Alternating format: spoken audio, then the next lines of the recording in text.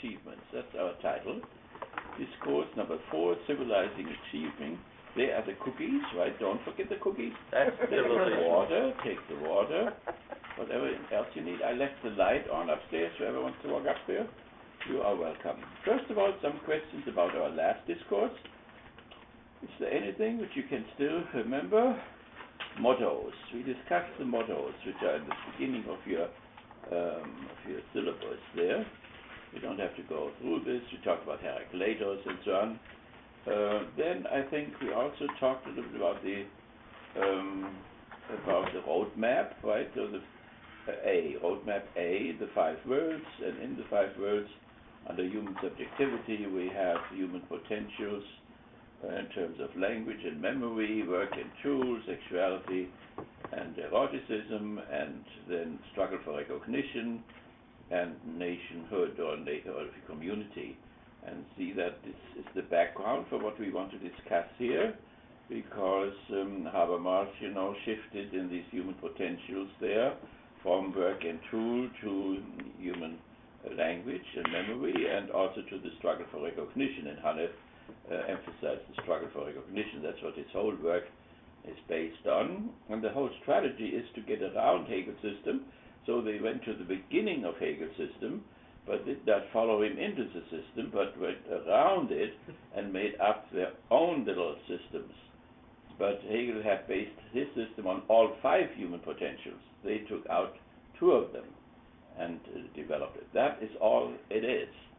So what the thing helps us, the roadmap helps us, is to bring a little bit order into this, because it is immense what this Frankfurt School is. So you can study Fromm forever and ever, and you can study, Marcuse forever and ever, but it's important, where are they, So with Fromm, we know he is under subjectivity, the human subjectivity.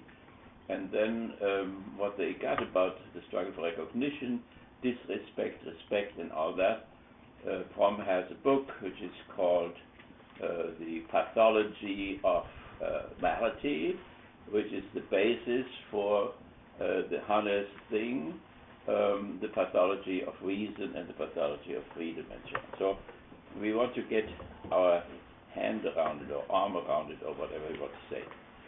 Then we said something about alternative futures, I think, which you have, which is the last page, A, B, C, D, which is also important for it, particularly the reconciled society, that goal which Horkheimer had, Adorno, and of course the disappointment that the working classes didn't do what they were supposed to do, that they followed the low bourgeoisie into fascism and marched with Hitler, some fanatically, others lukewarm, others even resisting, but not enough. So this disappointment, and this disappointment, of course, came to the climax when they were not alive anymore, the old ones, and that was 1989, as a victorious counter-revolution. So after the first counter-revolution, when 12 armies marched, one of ours marched to Vladivostok. I think I told you that in the Alta, I met a woman, I gave her a certificate, and she came from Vladivostok. So we sent our army there with 8,000 men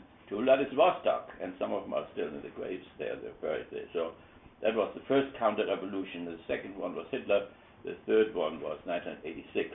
So the Western ruling classes were rather consistent in their work. But the thing is, the Stalin-Hitler pact seems to be irregular, and then the Americans allying themselves with the Soviet Union seems to be irregular, and we will have to see how these irregularities can be explained. So then I think the paragraphs which we had there was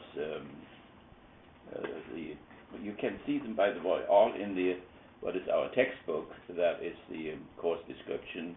So from the course description come these titles of the discourse. So we are in the 4th one today. And then we had the Freud movie. We finished that up.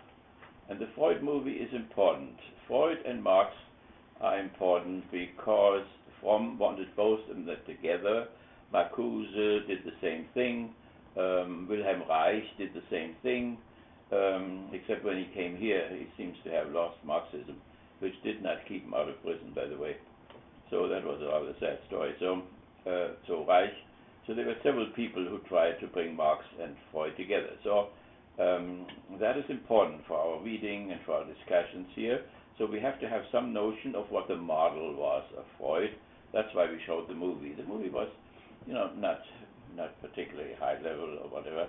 It was just to introduce lay people into what Freud was all about.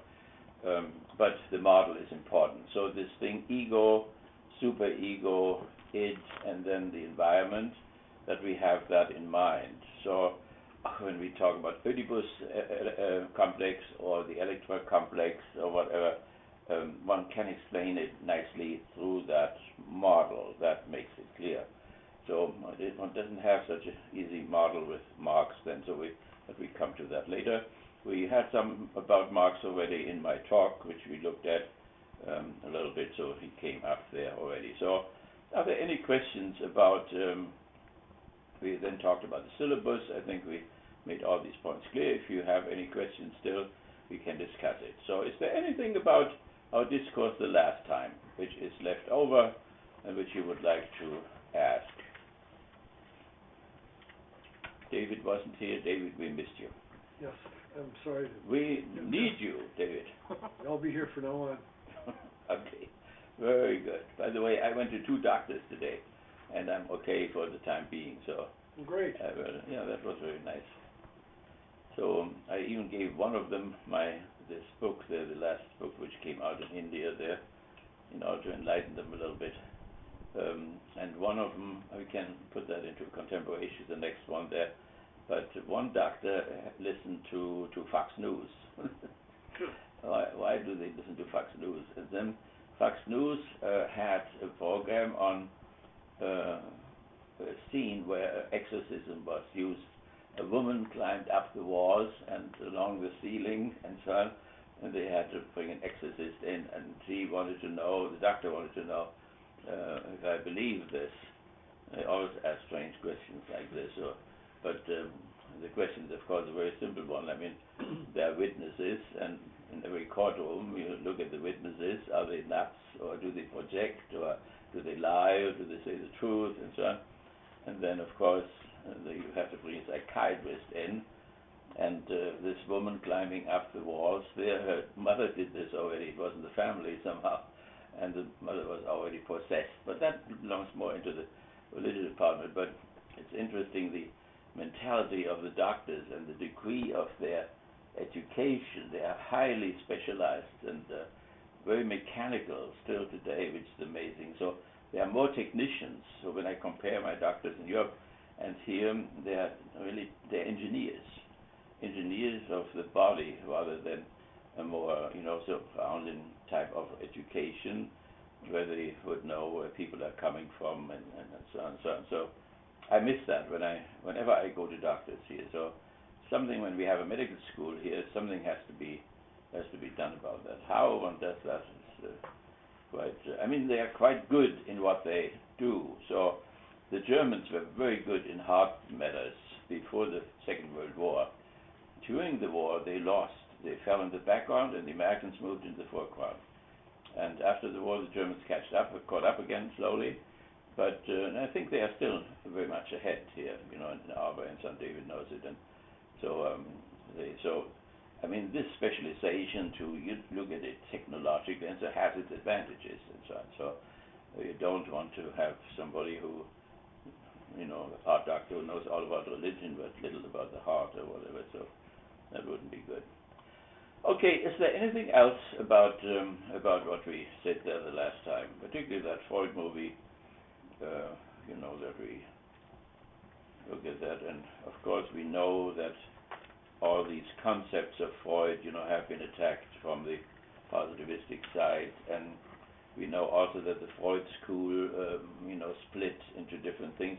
In the next movie, we will have Freud and his most gifted student, that was Jung, but the controversy between them and what happened there.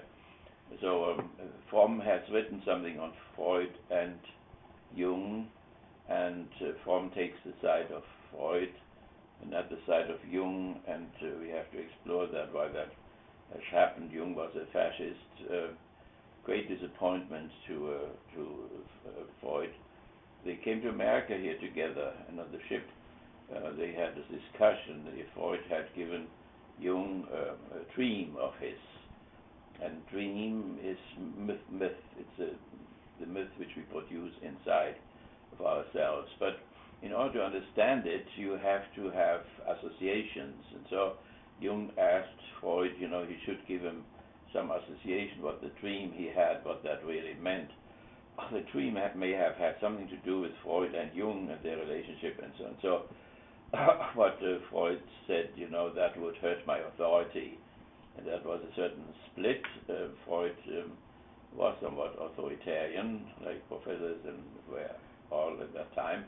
And then he established a certain bureaucracy, and it became also somewhat dogmatic, and it was not easy to break out of his school.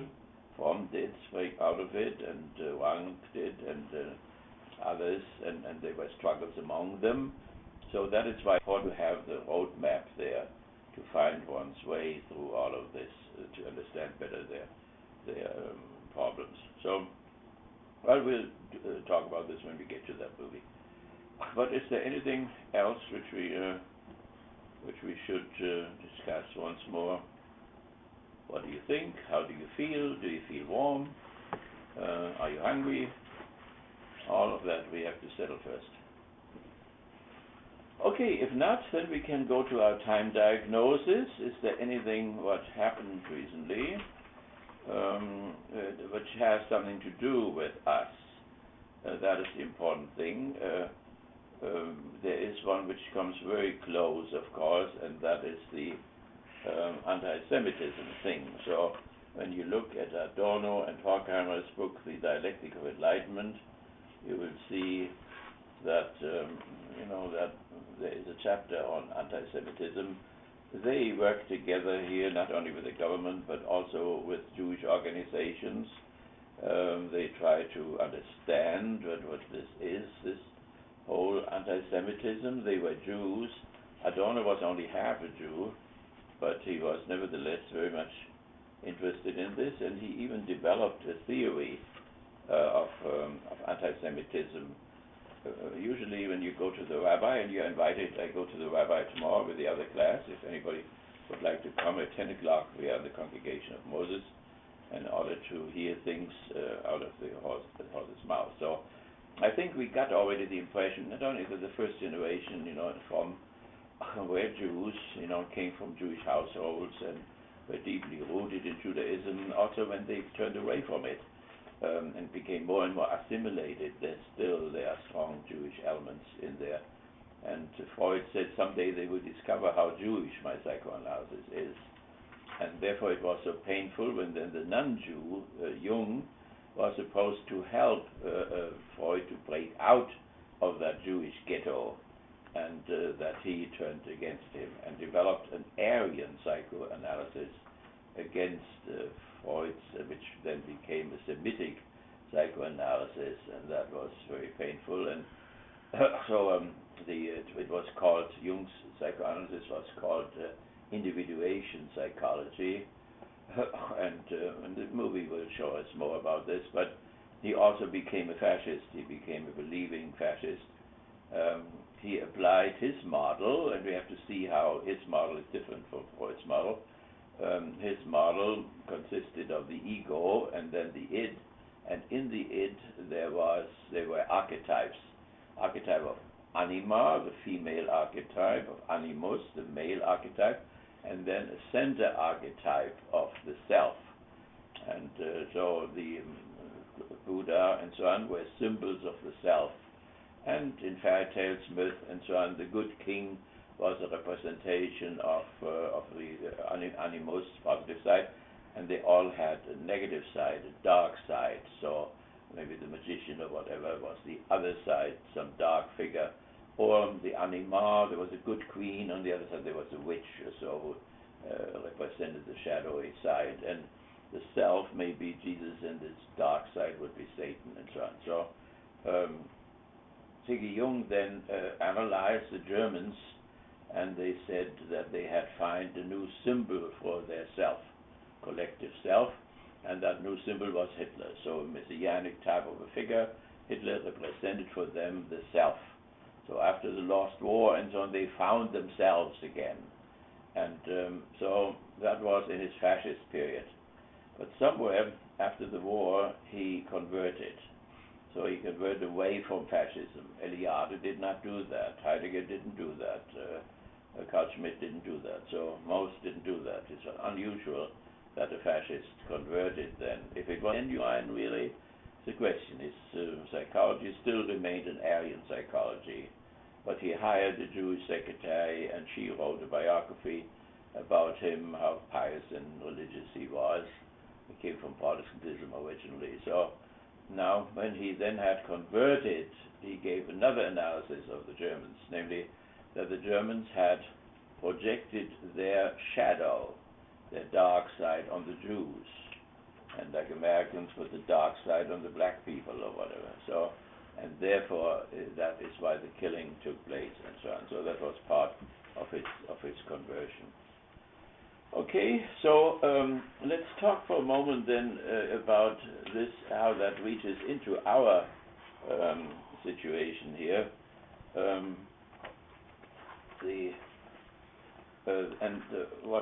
What brings us there, what builds a bridge somehow, is the Simon Wiesenthal Center in Vienna. Simon Wiesenthal was a man who devoted his whole life in finding and catching Nazi criminals, war criminals, and so on, and to take them to Jerusalem if possible and then try them and so on.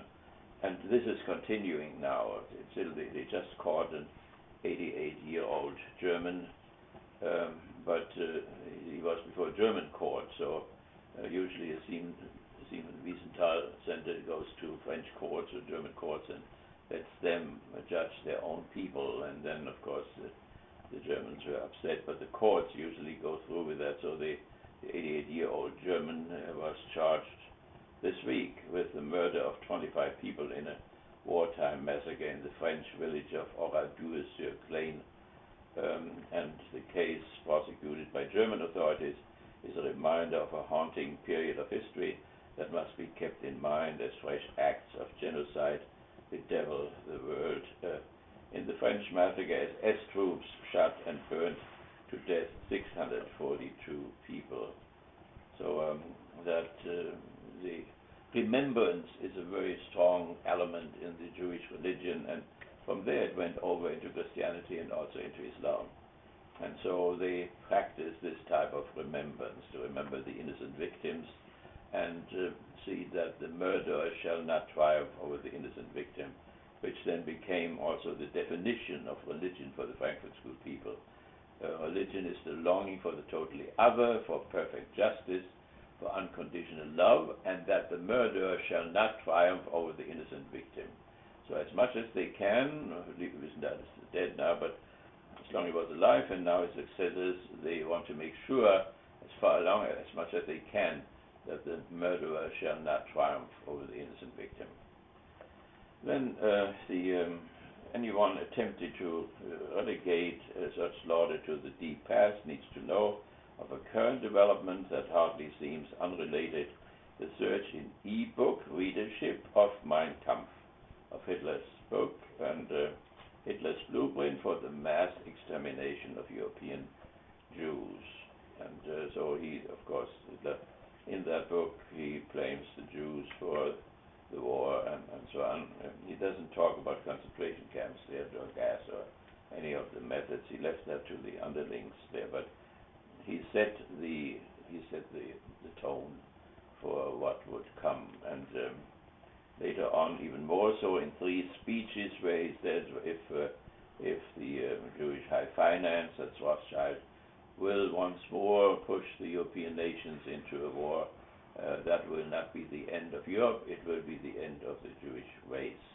And he repeated that, and then later on, in Berlin, Heydrich and so on, they came together and then started the final solution, which was the Cyclone B solution, and then 6 million Jews are supposed to have been killed. this million comes from the fascist bureaucracy.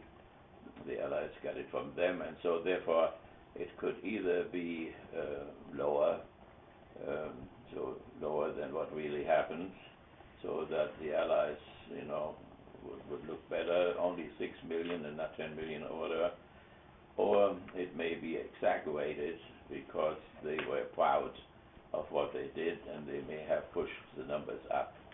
So, but when we have a number like that, we have to remember where it is coming from. Okay, so the work Hitler's blueprint for the mass extermination of European Jews. The e-book version of the work was reported this week to be the top seller on the Amazon political psychology list. The phenomenon shows that more than ever people need to know of the genocide rooted in Hitler's ideas, and those facts need to be detailed in trials and so. So the problem which the Frankfurt School had continues today, which gives it some actuality. Then since 2001, there have been more than 100 successful legal actions against Nazi war criminals, according to the Simon Wiesenthal Center.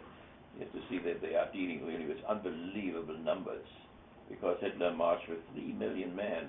Napoleon had only 800,000.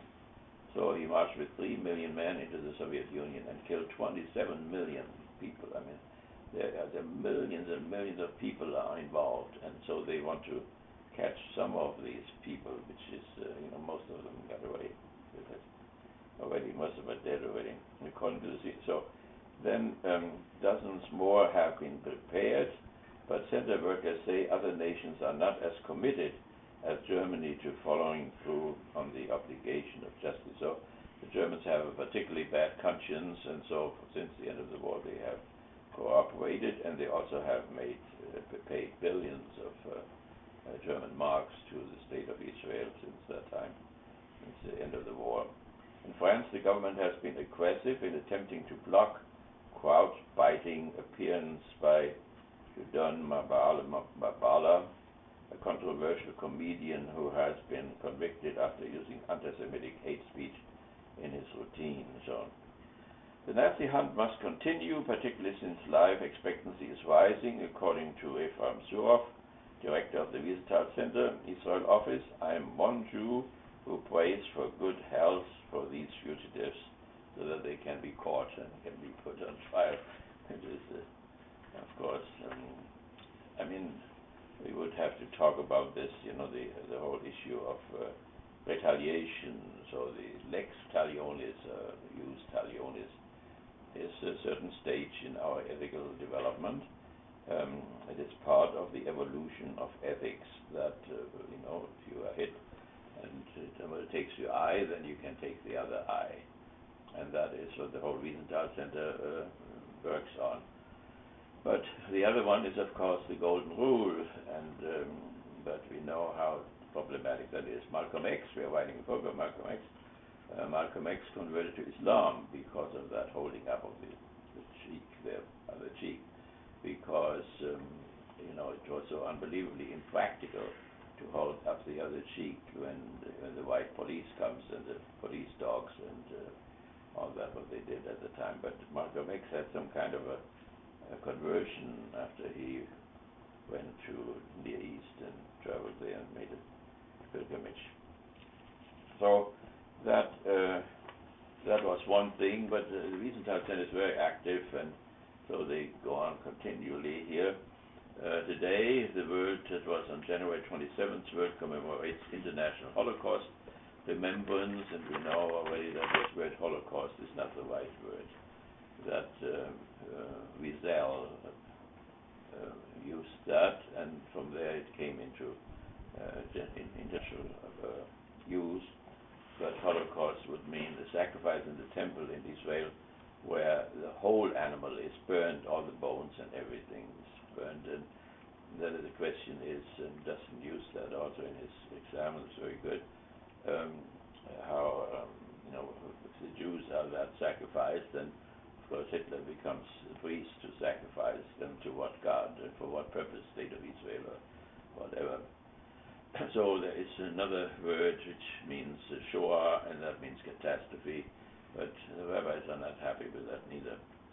So for the Simon Wiesenthal Center, every day is Remembrance Day. We are on the front lines 365 days a year fighting anti-Semitism. So there's a tremendous passion behind it. Holocaust denial, and there are still people around to do that, and preserving the memory of the Holocaust.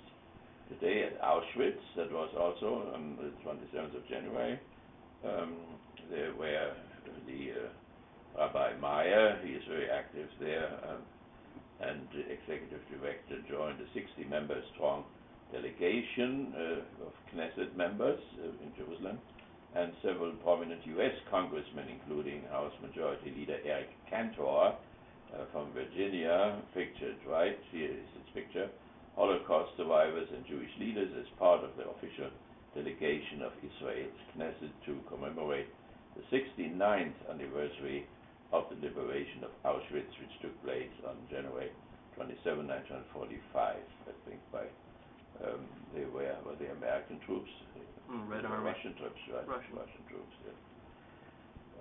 Yeah.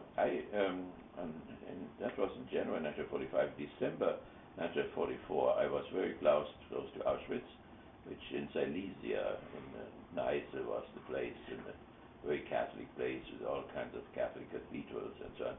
And people were horribly frightened because the Russian army was coming closer and closer, but I don't know, still today, I don't know how much they really knew of Auschwitz, which was a little small Polish town, not too far away, if they knew this, or if they were just afraid of the Russian troops as such, or if they knew what they had done to the Jewish people in these camps.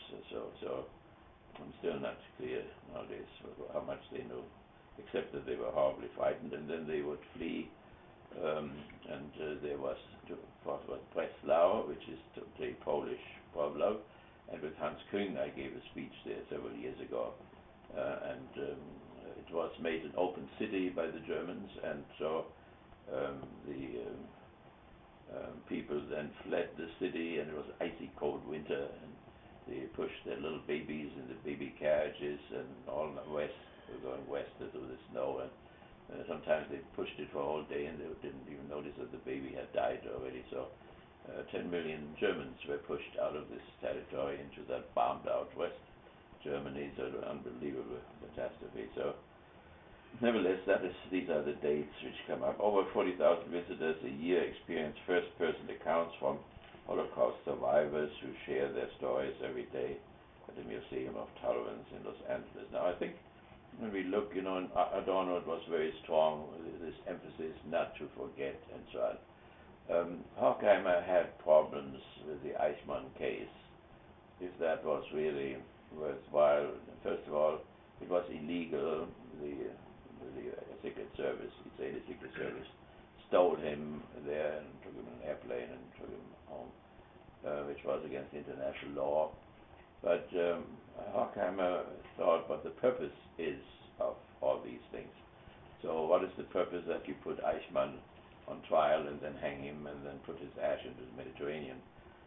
And there are different theories, of course, of punishment. And Hegel would have probably said that has to be done in order to re-establish again the metaphor of right, which has been disturbed by these crimes and so on.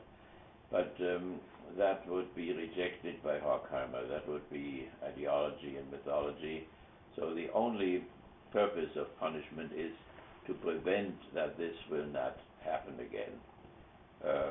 But then Horkheimer had serious doubts if such a trial would really convince a whole new generation around the world not to do that again. And he had serious doubts, and therefore the meaning of these trials were not entirely clear. He simply didn't think that to hang this guy, this Eichmann, first of all, give him in the courtroom. He defended the whole Nazi ideology, the whole Nazi philosophy, including the anti-Semitism and so on. He was sitting in a glass box in Israel for a month, and so it gave him somehow a pulpit where he could preach his whole philosophy once more over. And so that was so obviously the Frankfurt School was divided. They were not Zionists, What is Zionism? It comes from Basel. It was a movement at the end of the 19th century to let the Jews return again to their homeland. And it was not a religious movement, it was a secular movement. And they went there and they built kibbutzim in Palestine under British protectorate and sometimes against the British and so on. That is the reason why this movement, the Jewish movement, why they cooperated with Nazis, because they wanted the Nazis to protect them. This is a horrible thing, to protect them against the British, and so sometimes also the Islamic people were also on the German side because of the same reason. See, nobody even comes. The ghost. Yes, right. The Heilige Geist again. Right. Yeah. So that is the Frankfurt School were not Zionist people. Benjamin was supposed to go to Israel, and he learned Hebrew several times, like I did. Yeah. You have to learn it again and again because you forget it all the time again. So he was supposed to become a new Humboldt. Humboldt was the great language man in Berlin, and so Scholem thought, Benjamin could become the great Humboldt at the university in Jerusalem. That was the plan, but Benjamin didn't go.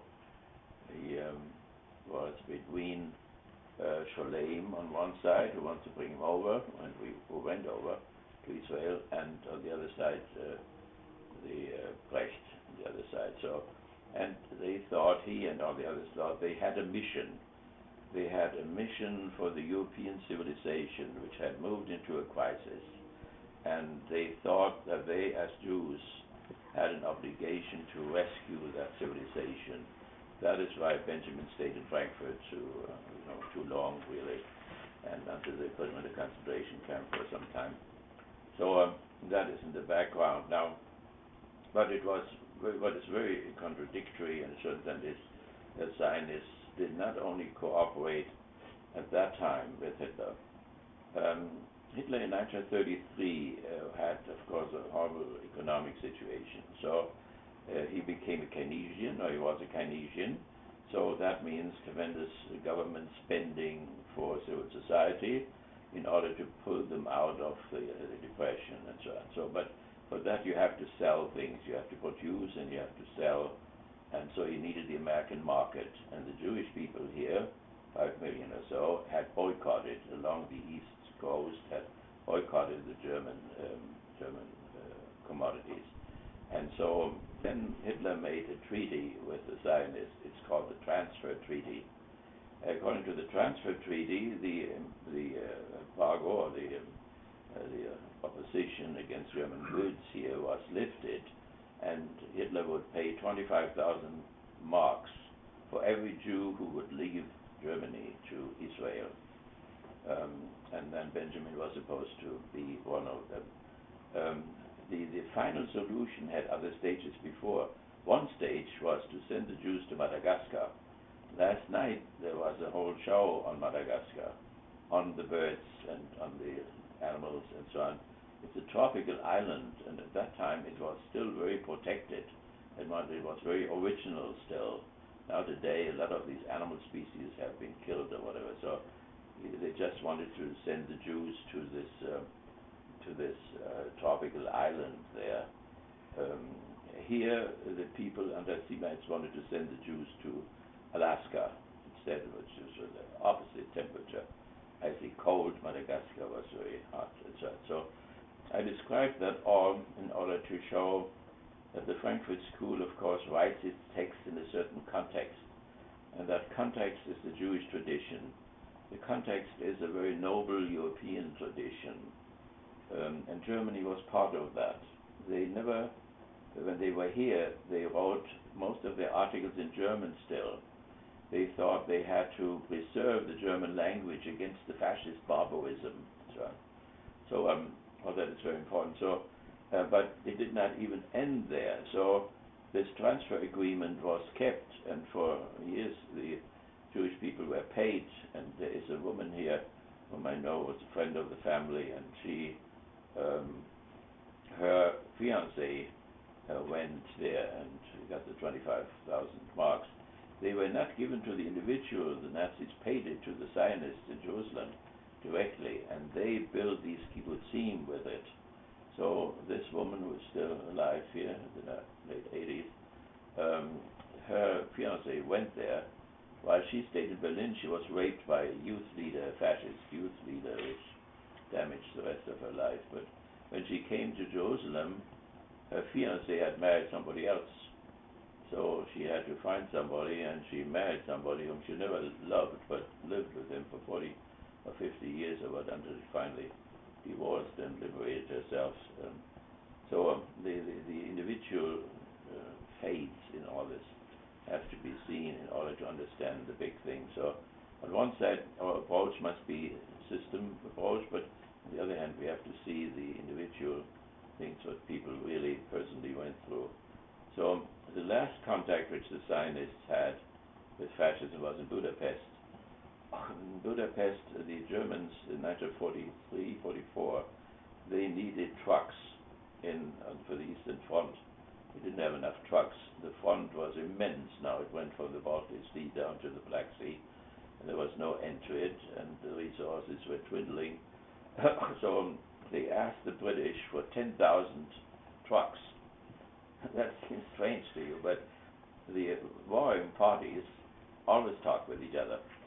So the Germans continually met in Lisbon and in Zurich with the British, with the French, and so on. So there was continually communication, and so all kinds of things with prisoners exchange and all that. But also the British needed medicine for their hospitals, which the Germans had produced. Erich Fromm had produced, and so the Germans sent that medicine over the Channel to England, and the British sent Mustang engines for the Hunter airplanes, sent it to Regensburg in Germany, and it went into trains which were locked up, and the trains went through Switzerland. And when I opened up and went into Switzerland on one side and came out of Switzerland on the other side, the trains were never bombed. They always beautifully got where they were supposed to go. The Germans and the Allies had treaties about banks which were not touched. That means the Germans promised not to touch the banks in France, but let them operate, and they then promised, the Americans promised, to protect German property in the United States, while all that killing and murdering was going on the continent. Up to 60 to 70 million people died. So the strangest thing, I told you this little paradox, where we celebrated the innkeeper's daughter with champagne, and waited until Patton came and shut through the windows and so on. So the paradox are insane. The irrationality comes through in those unbelievably idiotic things, So nevertheless, the Germans wanted to have 10,000 trucks, and they promised they would give 1 million Jews for the 10,000 trucks. And so the Zionists came to Budapest, and they were sitting at a table, and there were the SS sitting on one table in their black uniforms and so on. The other side was the representative of the Zionists, Jews sitting there, top Jews, so to speak. And so one SS officer asked the Zionist, what kind of Jews do you want of the 1 million? Whom should we give to you? And the Zionists said, we want to have people from 18 to 24 who can procreate and work hard. That was the same language which the SS used. It was the same Darwinistic type of an attitude toward things. So sometimes opponents who are very different from each other have fascinating similarities. When you think, for instance, liberals and Catholics and fascists are very different people, but they all have in common that they hate communism, and that you can get Catholics to the fascist side by simply saying fascists are the only one who can kill communists best. And so my pastor, whom I mention very often, finally became sober and saw that Hitler was anti-Christian and so on.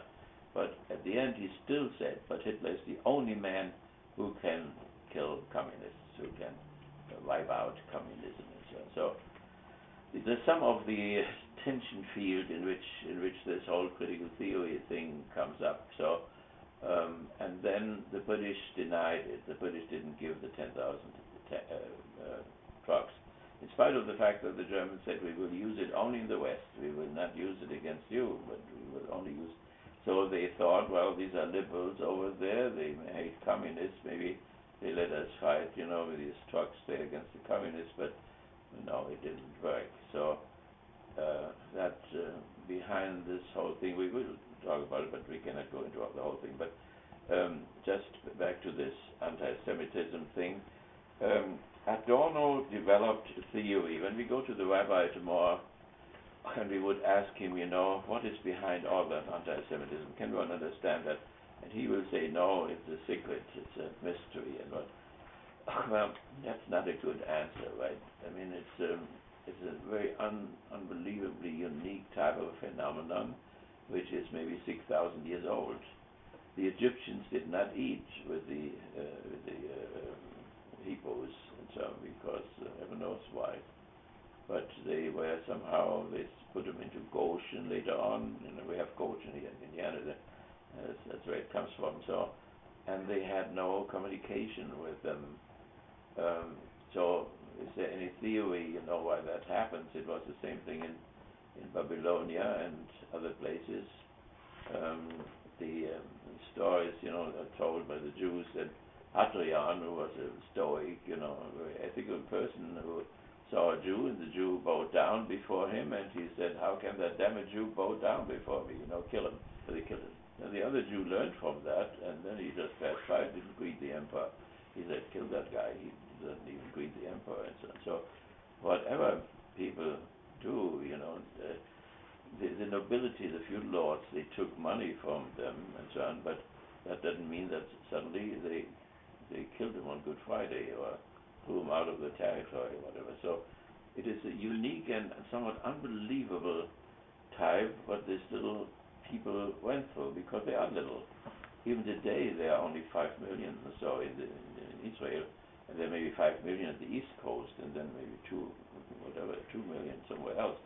So I don't think there are more than 12 million people, and but very, very, refined and very active in their own defense or whatever. But the question is, why does that happen all the time again? And so let me just take two things. One thing which came from Adorno. He wrote that in a letter to Horkheimer. Why this continually hate against the Jews? And he thought that it has something to do with the Jews being nomadic. So the wandering Jew, that was some kind of an image in Europe. They don't even sit at one place, but they're always wandering around. And but that is not the point. The point is that they were wandering around between the oldest civilization, which is in Mesopotamia, and then the almost as old Egyptian, so 3,500 before the common era. So Mesopotamia maybe 3,500, and Egypt maybe 3,200 or something like that.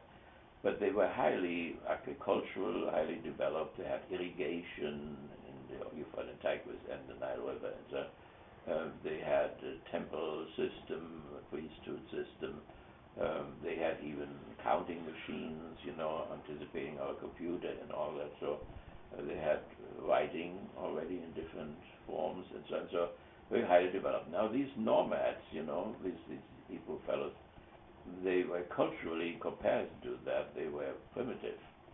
But what Adorno thinks is, when you have to work hard, and with agriculture, that's 10,000 years ago that started, when you are in agriculture, you cannot just move away, drop everything, and with your camels or whatever, and then go and let the sand take care of everything, but you have to cultivate now. You have to irrigate, and you have to plant, and that's hard, you sweat, and you have to bow down.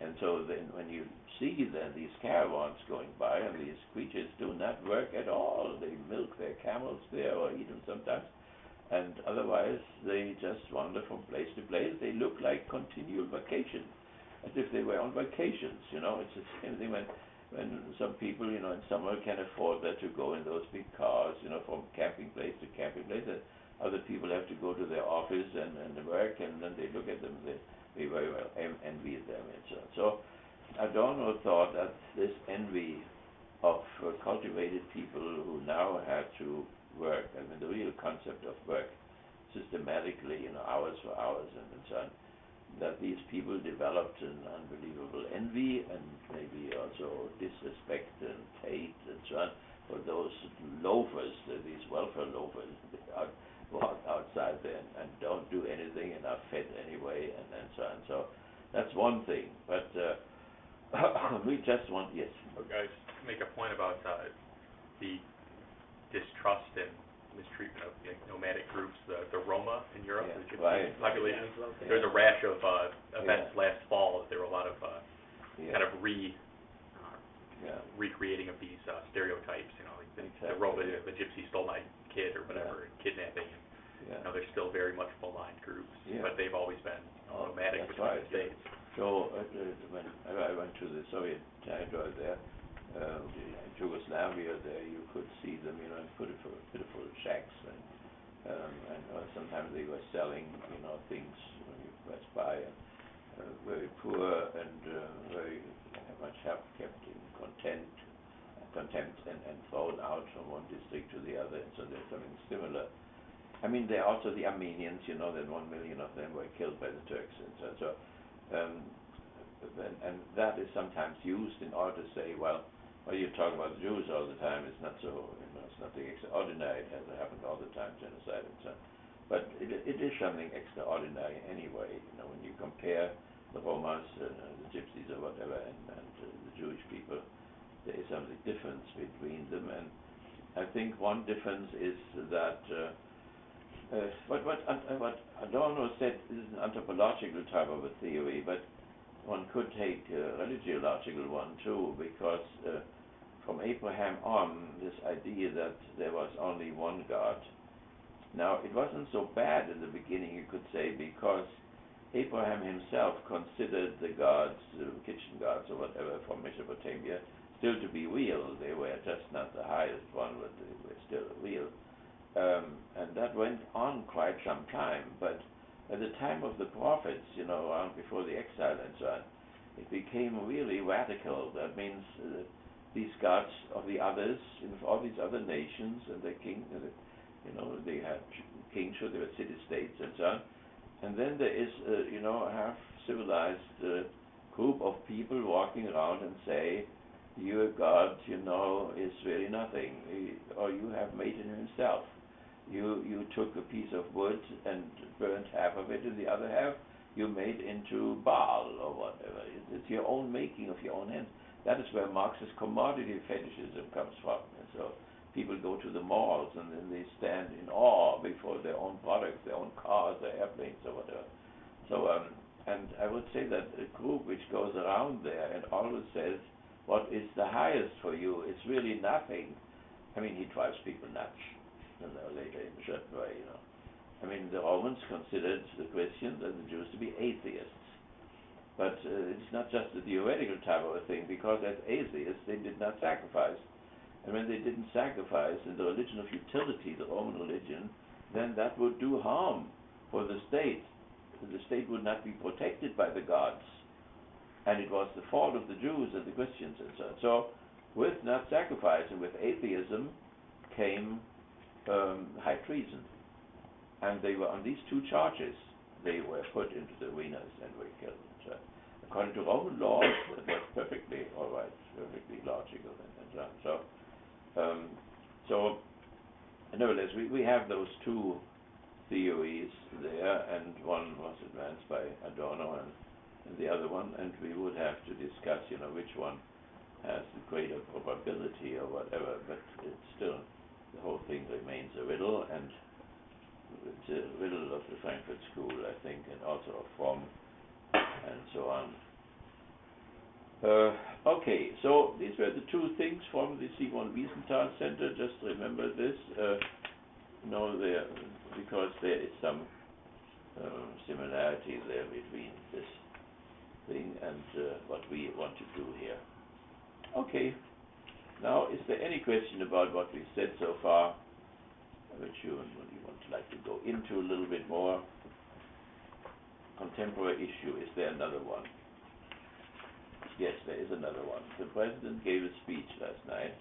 Unfortunately, I got only fragments of that speech. Is that something which may be of interest for us? When we go to Habermas and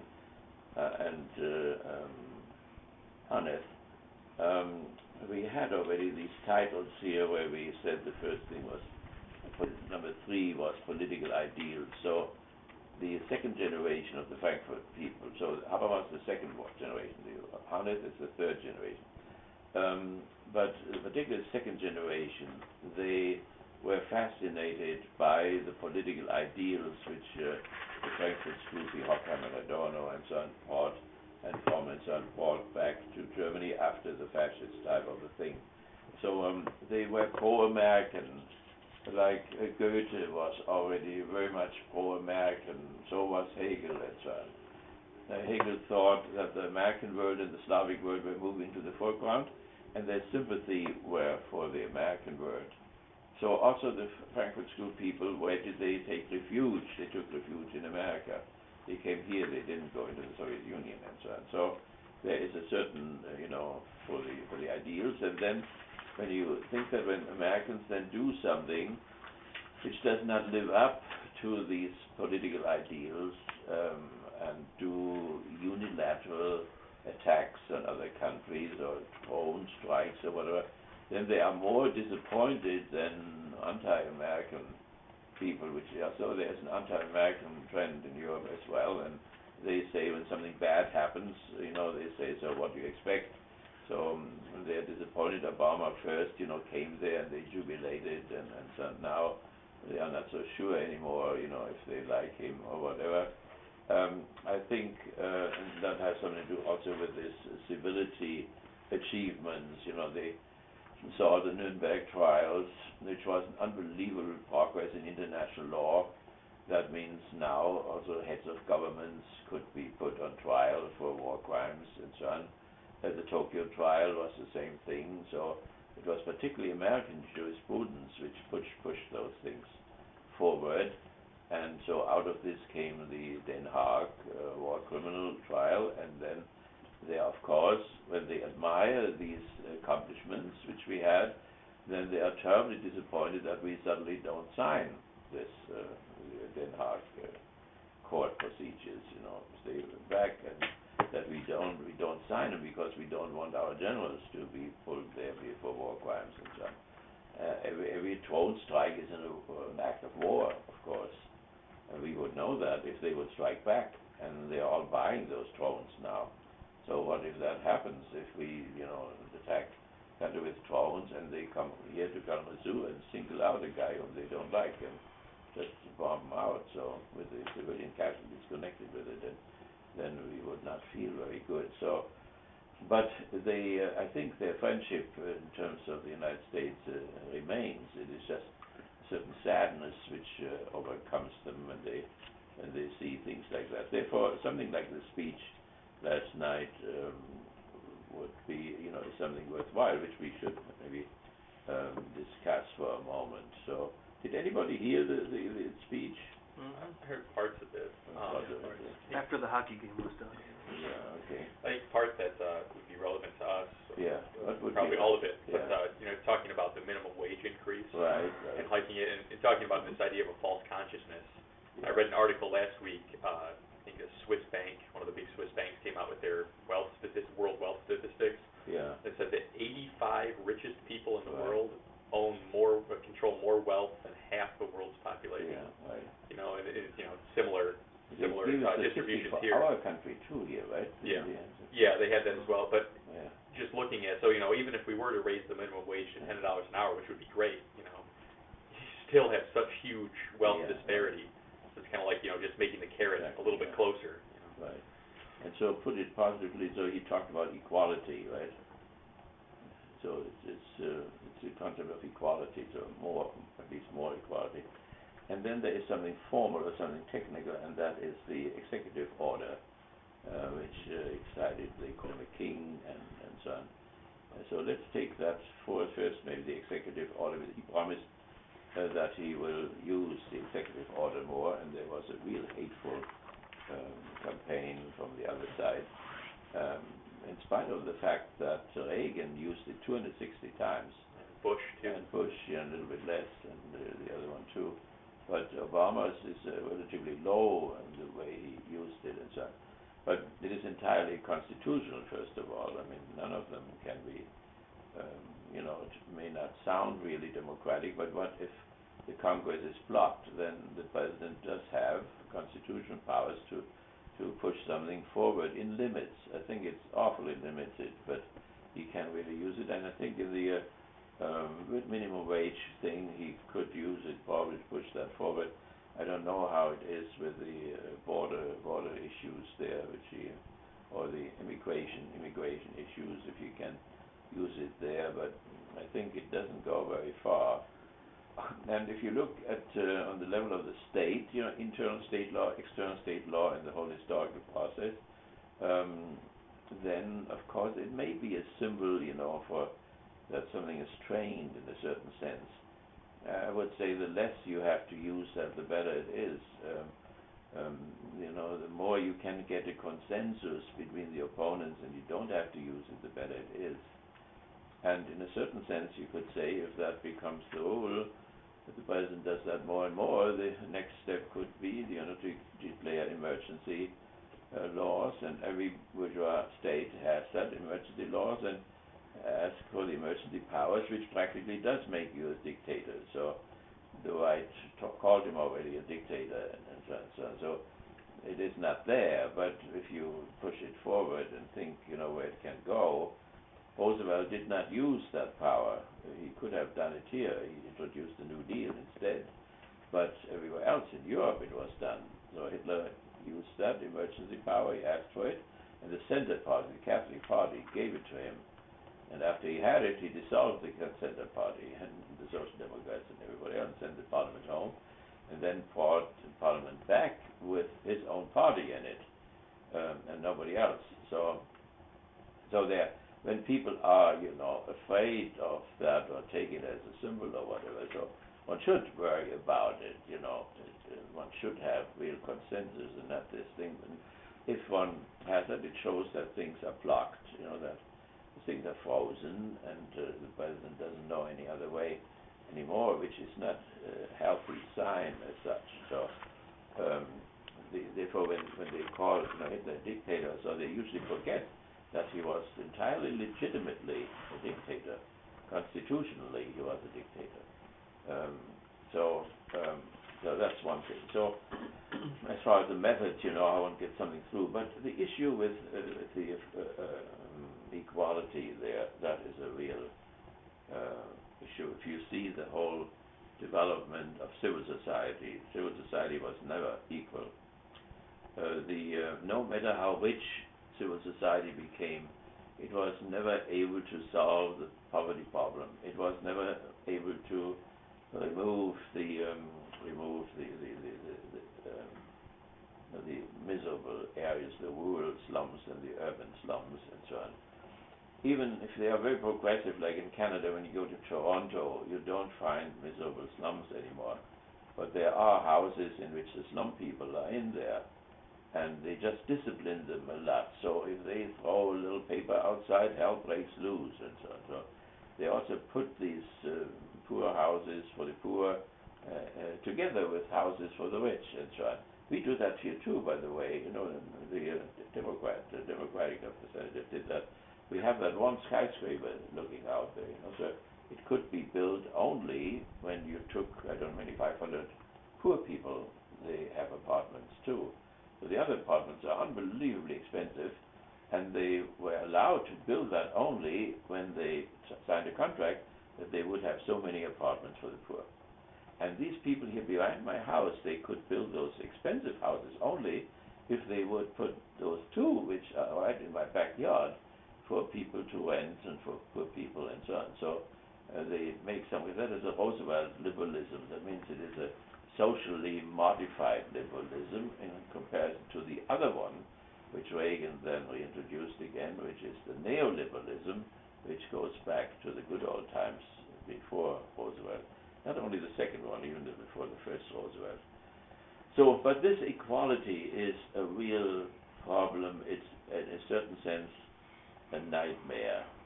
And the question is, how different people solve that. And when you listen to that, when the people on the right, or this Tea Party people or other things, they want to solve it by saying, let these people get rich, and then they reinvest again, and then it trickles down. Or they would say, and then on the other side, the Roosevelt people, they would say, let's open up, let's give opportunity, not equality, but opportunity, and that means that you get more and more people from the working class, the fourth estate, and get them over into the third estate, at least into the lower middle class. And Obama is that too. That is his program.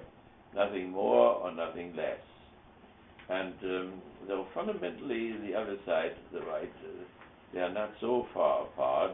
Clinton is now very much friends with the Bushes, except the old Bush as his father. Clinton never had a father. He died before he was born.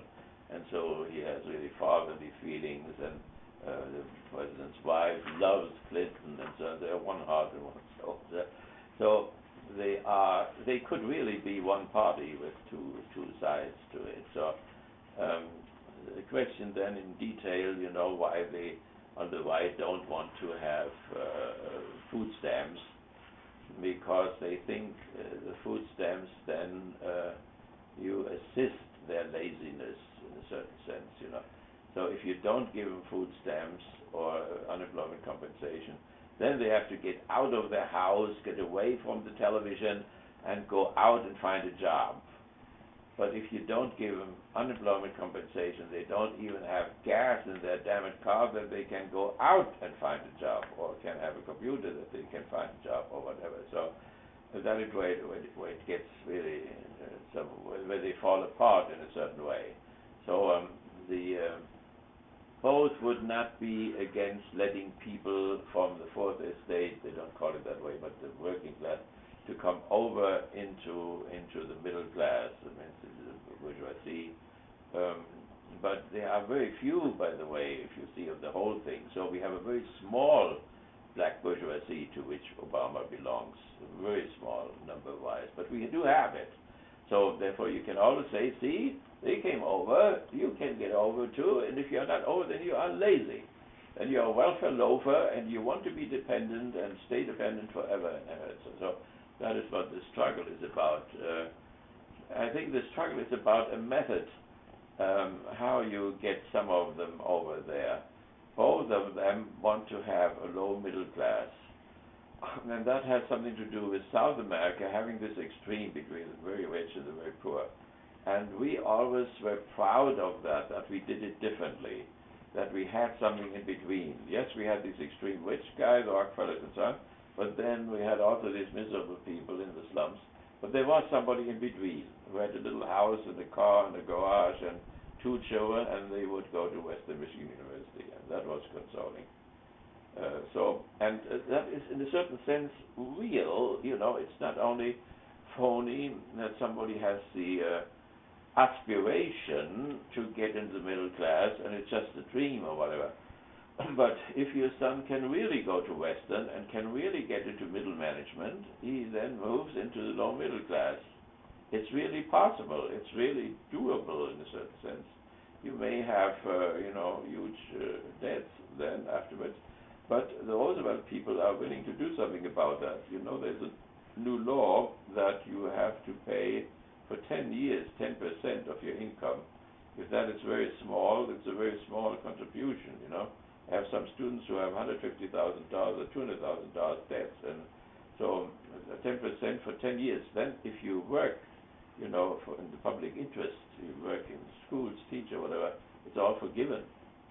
So that is another attempt, Really, they shouldn't pay at all, but that goes too far. Now, that is not acceptable and so. But So that is the way how one, how liberals deal with this equality thing. And then when you go to the left, then it becomes different. And that brings us back again to this other thing, the Holocaust and so on. Because the question why the Holocaust happened and so on, if you look at why they killed 27 million communists, which we usually forget, and 7 million or 6 million Jews or whatever, what the connection is with that. And they were all killed in the Eastern Territory. So how does that hang together? Why were these people singled out?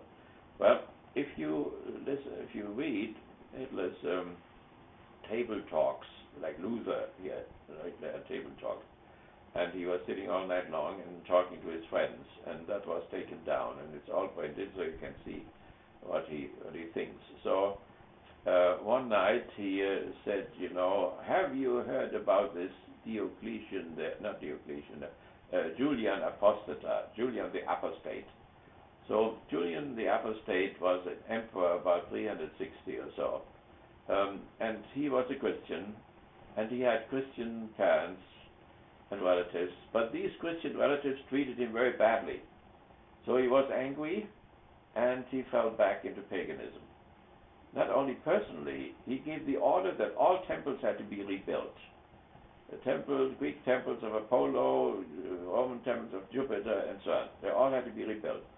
And then, because the Christians had become popular because of the hospitals, he gave order that all the pagan priests had to build hospitals too, besides the temple, in order to get the popular vote for himself. So, and it was done. They started it. He even gave the order to rebuild the temple in Jerusalem, which had been destroyed by accident in the year 70. So 300 years later, he wanted to rebuild it. And he only governed 3 years, Julian. He went to the east and he fell in battle, not Indian tribes or whatever. And then his body was brought back through Jerusalem, and in Jerusalem an earthquake had taken place, and the beginnings of the temple were destroyed again. That was the last time that the temple was destroyed. The rebuilding of the temple was planned by Julian. So this Julian was for Hitler the great man whom one should imitate. So for him, the Christians and the Jews were the Bolshevists of the Roman Empire. They wanted to liberate the slaves. They wanted to overcome capitalism. The Romans did have capitalism. And they destroyed the Roman Empire. The people whom he fought at the Eastern Front, while Heydrich, at the Wannsee conference, and we can see some pictures if you want to, the Wannsee conference, which brought about the gas chambers and so on, I think he did not sign anything. Heydrich did not show any order by Hitler. No order was ever found that this should take place, because he was, and this is it's a very sad thing for the Jewish people once more, this Jewish thing was only a footnote. That was not really what he was interested in. What he was interested in was to colonize Ukraine and so on, but to wipe out communism. Atheistic communism had to be wiped out. Why? Because it has this idea of equality. So the idea of equality marched from the Jewish religion into Christianity, and then into this secular type of a movement. So in a certain sense, socialism was secularized Christianity, and they had in common this, that all people are created equal, and they wanted to take that seriously. And Hitler, for whom the absolute was nature, he found in nature that this is not the case. Nobody is equal in nature. The cat is not equal with the mouse, and so on. So the whole natural realm operates on the level of inequality between the predator and the prey, and that was expressed then in the aristocratic law of nature. That means that the predator has the right over the prey. There was a theology developed. There was God who always rewarded the predator and punished the prey. And the Germans had lost the First World War, and because of Jews, and that therefore God punished them. God punishes the weak, and He supports the strong. That's exactly turning around Isaiah, Jeremiah, and Jesus, and Muhammad, and so on. So that then informed the whole policy which fascism is all about. So Hitler made a prophecy in Mein Kampf, there, My Struggle, that if that equality thing would come through, as the communists had it with their class society and so on, then the human species would die out. And he described it, this globe would run around without the human beings as it was, and he changed the numbers. First he thought 100,000 years ago, then he was enlightened, and then he put 1 billion years ago. In the meantime, we think it separated from the chimpanzees maybe 1.5 million or 2 million years ago. And so the numbers changed a little bit, but he thought we would go under.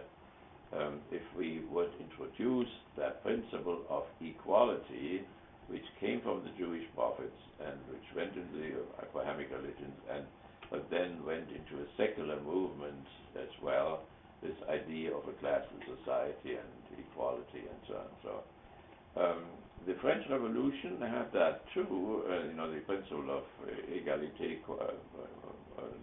brotherhood and freedom and so on. But and it produced the terror in a certain sense, because if you take that principle abstractly, you will cut heads off. That means the heads will stick out. So it served to get rid of the clergy, rid of the nobility, and show, and then it turned against themselves, Robespierre, and so on. As soon as one of their own heads was sticking out, they took that off. So Robespierre was sitting in a wheelchair, and he pushed him to the guillotine, put his head up there, and cut it off, and so on. So that means the revolution ate its own show, and so later on that was dropped. I mean, the bourgeoisie betrayed the principle of equality and the principle of brotherhood, which then brought about the commune upheaval in 1831 and 1870 and 1848 and 1907, and so that is the fourth estate.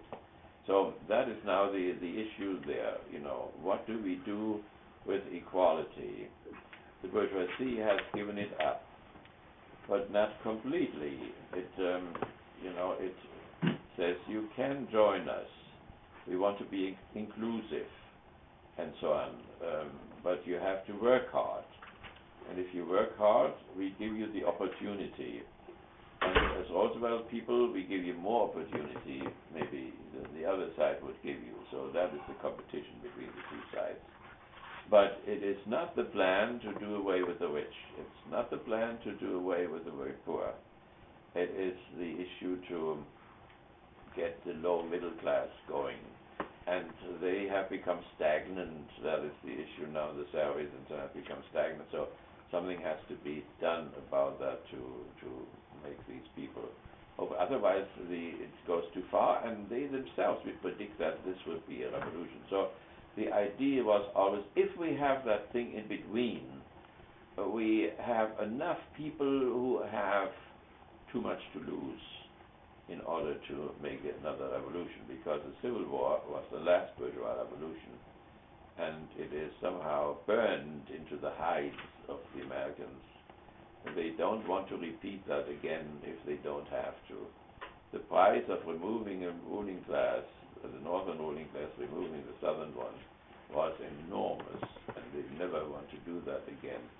And therefore, the compromise, either the right-wing liberal or the left-wing liberal, this compromise can always gain some popularity.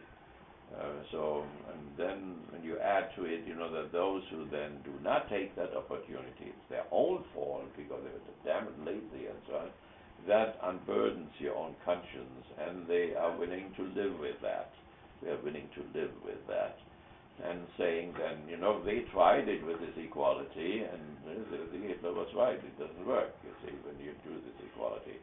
There must be leaders, there must be people up on top and on the bottom and so on. So then the question is now, what are we doing with this? And where does the Frankfurt School stand? You know, where does Habermas stand, and so on. You know, they did not come from the low bourgeoisie. They came from the middle bourgeoisie. Also, not the upper bourgeoisie, not Krupp and Thyssen and so on. But they were from, we saw already, had some kind of a wine factory, and Adorno was something similar, and Horkheimer had a real factory where they made new material. They gathered rags from the street there and transformed it with chemicals in a horribly painful process. The workers worked naked in unbelievable heat with unbelievable deadly chemicals and so on. That is, and Horkheimer was the CEO of that factory for several years, and therefore he refused to take over or inherit that from his father. That means he in Pollock's father got bankrupt, but he was also a factory owner. So, but they knew why they had such a good life. Because at the beginning of the 19th century, they traveled to Paris, they traveled to, they had study travels, they learned English in England and in Belgium, France, French, and so on.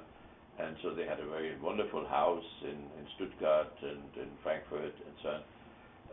And they suddenly discovered, that where that good life came from, and who had to lead for that good life. That was the issue. Why he then, instead of taking over his father's factory, he went to Frankfurt and started to study there and become a professor rather in philosophy. Now that is not unusual. What happened very often, people came from East, Jewish people came from the East, had a strange clothes on, kaftans, they were visible in the streets, hadn't taken a bath ever or whatever, so that Jews who had made it already in the West may very often not have liked their poor brothers who came after them. And Hitler saw those people in the kaftans and so on in Vienna and so on, and some of his hate there, came from this. But in one generation or two generations, from this poverty-stricken state, they worked themselves up in the society. So they took the offer of a liberal society and they made it in the society, one form or the other. First generation, but the second generation then, the sons, suddenly asked that question which Horkheimer and Pollock and so on asked, who has to lead for this? And then that is why they learned from Marx then, first from Schopenhauer and so on, but Marx particularly, they suddenly understood him, and they have used his language and his vocabulary up to the end to Horkheimer. They never gave that up. Adorno does it, and even Habermas has it sometimes, and the others as well. So when people say, that the critical theory is only hiding of Marxism, that is a camouflage for Marxism, that is an exaggeration. But that they have learned from him and kept his type of analysis, the first generation and the second generation and the third one, that is obvious, But they learned also from Schopenhauer, they learned also from Hegel and so on, and from Kant, and sometimes more from Kant than from Hegel, and from Nietzsche and so on. So that has to be taken in consideration. But it is amazing that these middle class guys there, who had it all what they wanted at home, that they suddenly got a bad conscience, and that Marx then helped them to articulate that bad conscience. So I think we can put it that way. Okay, so that was, I came up in the stream. We see that this is still a theme. It is not settled, and I think they have, somehow pushed in the background the class struggle idea. It is usually, there is a name for that, the distributionists, they are called. The distributionists are those who want to have the distribution of wealth. So some people said about the comment to his speech and so on, that is distributionist, or that is socialist dictatorship and all that.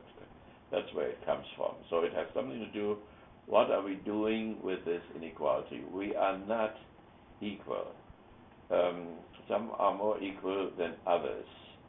we have an ideology that we should all be evil, and I think it has something to do with mental illnesses which come through sometimes, that people want to hold on to this idea, I'm equal like everybody else, and what their real experience is all the time is that they aren't. And I think that can tear a poor little psyche apart, because they have to make continual effort to appear a certain way, and it's the false appearance. And it may go well a few days, and suddenly there comes an experience where they face somebody who has it so much better, and maybe in the same family, one sister can make all these trips, and the other sister is just nailed down, and so on. And so as long as she doesn't see her sister, it's okay. But suddenly the sister calls, and then hell is loose. So that produces then neuroses, and so on, and that takes us from Marx to Freud, or then from Freud to Marx. Right? So that you can see it in terms of this equality thing. So, but I think we have to take the liberal position and the fascist position and so on seriously, together with our own experience. Working class people whom you see, can they really govern themselves? Do they really have interest to govern themselves? They would have to, not to work less, they would have to work more if they would take over. So now I went year after year into the country where this was done, namely in Yugoslavia. So in Yugoslavia they had the self-management system, which was a form of socialism. Fromm was part of the Praxis group. The Praxis group was in Zagreb, the Praxis, Petrovic and so on, and they were on a little island there north of Dubrovnik, and then the people were not very friendly to them. Fromm was part of that group, and so they never came again. And when they stopped coming because of the unfriendliness of the people in the town, then they invited me to start my thing, and I started that course, and it's now 38 years old, and you're all invited to come to it, and we go again in the end of April. Did you get my invitation? Yeah. So if you write me your address or whatever, say please send me the invitation, I will send it to you, and I wrote a text, what we want to do or whatever. So that is now, what was this Praxis group? There was a Praxis group also in Budapest at the same time. And what did they want? Well, in every country they wanted something else. In Yugoslavia, they wanted to have the following thing. Tito introduced that self-managed thing. What did it mean? It meant that the Hotel Lero or whatever where I went to was owned by the workers. It was owned by the workers. The yacht airlines was owned by the workers, by the pilots and the stewardesses and so on. They owned it. That means socialism is the collective appropriation of collective labor. So in that hotel, in that airplane, they collectively worked with each other and produced more than their salary. That means they appropriated now that surplus value, not the capitalists. And then they had to decide what they want to do. They could hire a CEO. CEO is not the owner, right? He's hired by the owner. So now they were the owners. And therefore I discussed with all my friends what the owners are. And it is tantalizing. And I drive people nuts with this discussion, particularly my children and so on. So that you have one of my friends has a factory here with 58 people. He owns it. Another one has a building factory, and he owns it. He went public and then bought up all his stocks. So he owns the whole thing. So far it's clear. But then, who owns Standard Oil? And who owns, the chemical corporation? Who owns Erich Fromm and so on? And that is where it gets cookie. And my children who work for a corporation and who have profit sharing, and particularly have stocks, they now, when I say, where is your owner? then they feel personally hit somehow and abused because they don't have any owner. See, because when they admit that they have an owner, then they are owned. But they gave them the feeling that they own the whole thing. Now, I do have stock and pension thing, so I would have to own, a lot of factories. I don't own anything. I just own the stocks. So I make that clear all the time. I say, it started in Lisbon. Somebody had a boat and wanted to go to America.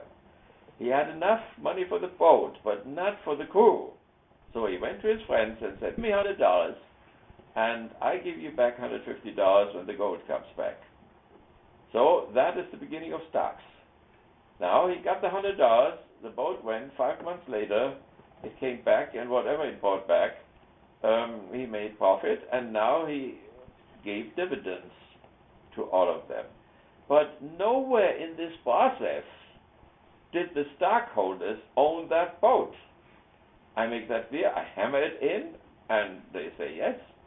But then when I come to American corporations, they tell me that the owner at a certain point is happier to be a stockholder and therefore sells his property to the stockholders, and he becomes a stockholder himself, and he has more income in terms of dividends than he had in terms of profits, which he had before. 2 profits, one for his entrepreneurial qualities and another one for nothing. So that does not go to my head now, but they hold up with such passion and even anger and so on that I have to explore that, and nobody can really tell me the truth, because I think, like our universities, they hide the surplus value thing, and I think they also supporting that this is an owner nation.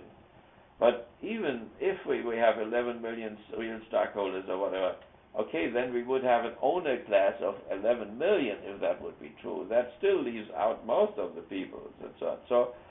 So it is this issue of ownership which is the important thing. What are we doing with this? And when you are a social democrat or a labor party, you don't mind that the owner is an owner because you can tax him out of his code there, and that's what they do. And then Obama wanted to do that too. No. He's the new mayor. The new mayor of New York wants to have $900 from every billionaire, and then he wants to put it in the schools over there. That's what they call distribution of wealth, but that's not it really. This is where the argument of inequality is, and you see how difficult that is, because it has been put, internalized into the workers of these corporations, that there is no owner, but they themselves are the owners. So when they have to go to court, like Pfizer here has to go to court, they have to pay $3 billion. $3 billion Pfizer has to pay because they produced the pain medicine, which kills people and thereby freed them from their pain, but that is not the right way to do it. So therefore they have to pay this. Now, who goes? The stockholders don't go there. The representative of the owners of Pfizer go there.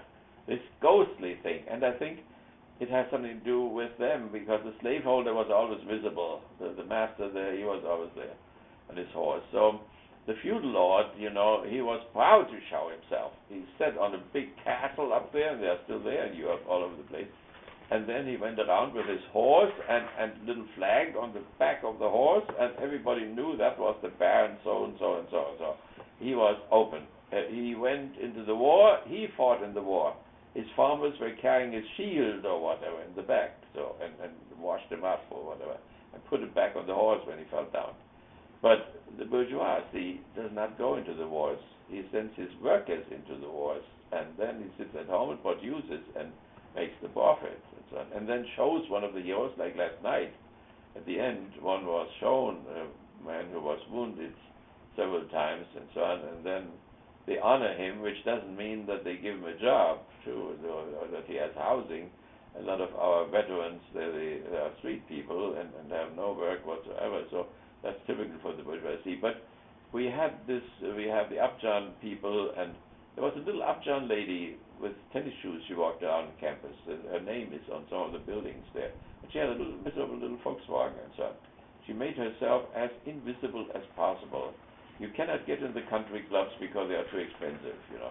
Even their churches are too expensive. So that makes it difficult, you know. But it is a myth, the whole thing, you know, that we are all owners. Bush said we are an owner nation, and then suddenly at the time it collapsed there. All the houses went underwater and the pension funds crashed and so on and so on. It could happen any day again. So I just want to make that clear that this is the cardinal problem there with this equality. And we want to listen to the liberals and we want to listen to the fascists because, you know, because the bourgeoisie was looked down upon too once, like the working classes today. So the bourgeoisie, the third estate, was shopkeepers and you know, the market people and blacksmiths and carpenters and so on. And the normal noblemen or clergy, you know, ridiculed them. They were sitting in their cities with a wall around it, and they tried to make upheaval several times. They were always beaten by the feudal lords again. As a matter of fact, you know, from the 13th century, 12th century, up to the 18th century, again and again they tried and they were beaten down and so on. And when they wrote their constitution, they needed the clergy came and helped them. Noblemen went to their side and helped them. Because these classes down there, they don't have the education to do that. They cannot look at universals. They see, you know, the big things in history only through a little peephole and don't understand anything what's going on. So Marx thought, you know, that the work would discipline the working class so that they would become mature to govern themselves. But they would have to know what to do about the family, what to do about civil society, what to do about the mode of production, what to do about the Constitution, and so on and so on, what to do about international relations. In Germany and so on, the socialists are very good in administering cities, but when it comes to international affairs, they are pitiful. They have not traveled. They don't know the other languages adequately. And so the bourgeoisie, which has traveled and learned the languages, like in Adenauer or whatever, he right away goes to the foreground and so on. So it's a real difficult thing, you know. We want to put that, so it's maybe easy to say, of course, equal and so on, but when you really want to do it, how in God's name do you want to do it? Even when this income inequality increases, and so people get angry, like in Annapolis there, what was it now? No, not Annapolis. The city there which stood still yesterday because Atlanta. of that. You know? Atlanta, yeah. So people get very angry against the governor and the mayor and whatever. And so people can get angry, and I think they can also burn down, you know, like they burned Detroit down during the war, and they put Los Angeles down, they put Miami down, and so on. But that doesn't mean, you know, that you have a new government, you know, that you know now how to deal with the corporation adequately, how to administer it, and to motivate people, and so on. So all that would have to be learned before one does it. Otherwise, you would have, you know, you would have the Dark Ages, you know, for having how long until they finally have learned it or whatever. So, and they would have to learn a lot from the bourgeoisie. You know, when Khrushchev came to New York and said, "We'll bury you," that is abstract negation. This abstract negation could never work. Whatever class comes up, they will have to learn all the beautiful things which the bourgeoisie did in technology, the computers, the electricity, the steel buildings, the airlines, and so it's all bourgeois stuff, and they will have to learn all this, you know. Yes. Well, I think that's interesting when we talk about, you know, the difference between the classes in this way, because it almost seems like, you know, from that standpoint, that there's something inherently different between the people who make up the classes, right? Yeah. Like there's a more privileged, Right. you know, better evolved class on top, and that's, you know, underdwellers are in the lower Right, classes. right, But yeah. really, it just seems to me that it's, you know, people who've had more opportunity to learn these things in the first place. Yeah. Yeah. Well, I mean, you know, in this extreme case, of course, you can say this race is inferior, and therefore that's why they belong in the first place. And the Greeks had that already. The Greeks thought that all the slaves were slaves by nature, and all the philosophers, they were all upper class people. So therefore you have practically only upper class domination philosophies, up to Hegel and so on and so on. So, but to break through this, of course, they were prisoners of war, the slaves, so they were not inferior at all, And the Romans also, they were inferior, but they used all the Greek slaves in order to educate their own youth, because they were the educated people. So it's a nutty type of a thing, but to be realistic now in terms of, the fourth estate taking over or whatever, for Marx even thought that they would take over only for a short time and then would dissolve themselves, which is also an unbelievable type of a thing, They asked you the first question there, in your examen, which was to what extent Freud or Weber, somehow undid Marx, whatever, which is an interesting question. But and so the question is, how realistic is it? Can the fourth estate take state power for some time and then give up state power so that a real classless society happens? Because if you have the working class now in charge and you throw the bourgeoisie down to the bottom, which happened in East Germany and so on, then you still have a class system. You just have turned it upside down. That's even with Jesus, in terms of the poor or the rich guy, he gives everything up, so gives it to the poor, and then the poor is not so poor anymore. He becomes the rich, and the rich guy is now the poor. So if you turn the whole thing upside down, you still have a class system. So we asked that question concerning liberalism and concerning fascism, but also concerning Marxism itself. Is it possible to have justice and freedom at the same time, or is it not? As soon as you give freedom to people, some run faster than the others do, and then you have already inequality and injustice and so on. Then we have the word fairness. Fairness means that you have a class system and you can be fair at the same time. Can you really be, So we are in the middle of this problematic stuff, and we could ask, what does the fascist say to solve that? What does the liberal say? The two parties, liberal parties, on the right and the left, and then what do the socialists say? And then what do the critical theorists say? Or more clearly, what did Fromm want to do? He became a member of a socialist party. He was a member of a socialist party. And then he wrote a new constitution for them, party constitution, but it didn't go anywhere. They didn't accept it, And Fromm knew that character-wise he was not equipped, to do political work. It's a very nerve-wracking type of thing. I was the McGovern's guy that organized the 3rd district there for him, and campaign manager, yeah, and God, it's a complicated type of a thing, to get the money together, and you have to beg around, like rather than the company has to, university has to beg for money and so on. Then they suddenly don't give it to you, and then you cannot go on television, and then they don't know who McGovern is, and so on and so on. So it's a nerve-wracking type of a thing, So I don't think that is an easy thing what they have to do in Congress or whatever. In order to be a congressman or a senator, I think you have to be a stoic or whatever. You have to have a particularly nervous system, and they talk crazy things, and they do now all the time. Yesterday, somebody threatened a journalist. He would throw him over the balcony, and they took it all up. The picture was there, where the congressman was always shouting at him and screaming at him, throw you down, and so on. So they must lose it sometimes, So, and many are leaving. Yeah. Should we take a break? Yes. It's about 10 after 8 or so. Okay. Very good. Okay, the toilet is upstairs. The cookies are here. Did you get my email about the Eduardo Mendieta? No. He's going to write for the Malcolm book, too. Really? Yeah. Who's that? Eduardo Mendieta.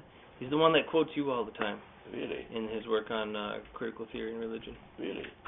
That one book on Habermas, Religion and Rationality. Yeah. He did that one. So. Mendieta. Oh, yeah, right. So he's going to write a chapter for the Malcolm book. Yeah. You invited him to? Yeah. Yeah. Yep. And he finally got back to me, and he said had been busy, but he's Yeah. teaching a course on Malcolm in the fall, so he wanted Really? to make a contribution to. Oh, that's wonderful. Yeah. So that and Tariq Ramadan, Yeah. and Tariq is going to write a chapter Really? for it. So Oh, that's amazing. yeah, I got an email from his secretary saying that he wanted to write a chapter, and so Oh. yeah, this book is quickly becoming. Yeah. It's wonderful that you Yeah. get all these people. Is that his biography there, or? This is Malcolm's, the new biography by Manning Marable. Uh-huh. It came out a couple years ago. Okay. It's really good, but it's kind of like higher criticism, Uh-huh. whereas they say the autobiography of Malcolm X, it's the Gospels. You know, they have a point of what they're trying to get across, and Malcolm wrote that with Alex Haley with a real, how should one say, a real mission for that book. It was meant to say something. And so he plays fast and quick with a lot of the facts in it. That's the allegation. And this book goes into what was happening around Malcolm that Malcolm would not have known, what Malcolm didn't want people to know necessarily. So it's controversial, and a lot of scholars love it, but the family hates it. And so when I talked to Malcolm's daughter over the break, Attila, she's pissed off about this book. Really? She's very upset about this book. Where is she now? I think she's in Kentucky. Oh. I think she actually works at the Muhammad Ali Museum. But she introduced herself as Ambassador Shabazz, and she was talking to me, and then I finally said, Attila?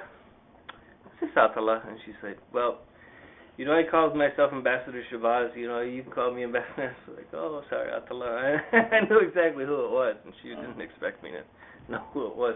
But she was worried that in this book that we were going to continue some of the allegations that Manning says are possible, you know, that happened or whatnot.